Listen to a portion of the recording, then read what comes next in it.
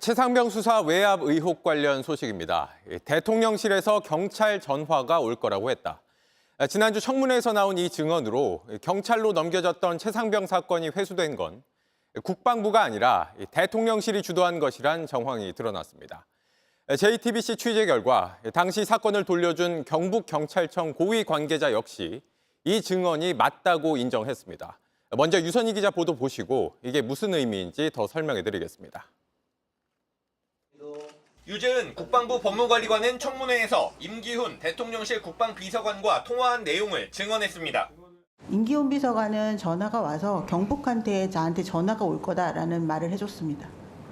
그래서 그 부재중 전화가 경북일 거라고 예측하고 경북경찰에 다시 전화한 것입니다. 지난해 8월 2일 오전 해병대 수사단이 경찰로 넘긴 최상병 순직 사건 회수를 시작하기도 전에 임 전 비서관에게 연락을 받았고 경찰에서 전화가 올 거라는 사실까지 미리 말해줬다는 겁니다. 당시 유 법무관리관과 통화한 전 경북경찰청 수사부장은 JTBC에 이 증언이 사실이라고 말했습니다. 당시 경찰청 국가수사본부 이모 과장이 전화해 국방부가 항명 때문에 난리가 났다. 사건을 다시 가져간다고 했다고 말했고 국방부 담당자인 유 법무관리관의 전화번호를 받아 먼저 전화했다고 했습니다. 경북청이 먼저 전화했는데 유 법무관리관이 받지 않았고 유 법무관리관이 다시 전화해 사건 회수를 협의했다는 두 증언이 일치합니다.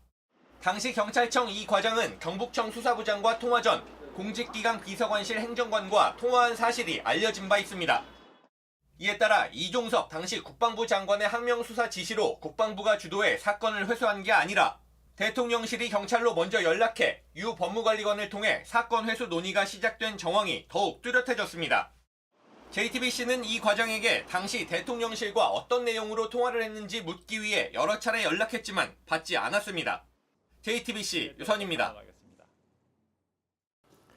JTBC 뉴스를 시청해 주신 여러분 고맙습니다. 저희는 저녁 6시 50분 뉴스룸에서 뵙겠습니다.